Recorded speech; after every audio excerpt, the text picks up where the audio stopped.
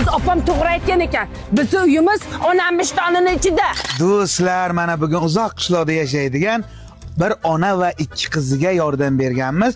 Bugun yana bularga mana sovg'alarimiz bilan keldik, bulardan intervyu olamiz. Yaxshimisizlar? Yana keldinglarmi? Kelinglar. Mana onani o'zlari kelyaptilar. Onam bizdan xursandmisiz, bir duo qiling. Rahmat onangga. Boshqalarga ming la'nat. Tikka aytaver. Ko'timni kavlamasin. Tikka ayt, xo'pmi? Onamni o'ynashi kattarni uyi kuysin iloyim. Jo'ra, sen meni axtarma. Hasan aka, men sizdan xafa emasman. Shu joylarga keldim, uy-joy qildim, yo'qmadim hali. Onajon, sizni kuzatib yurganlar juda ko'p. Ular hammasi mehribonda.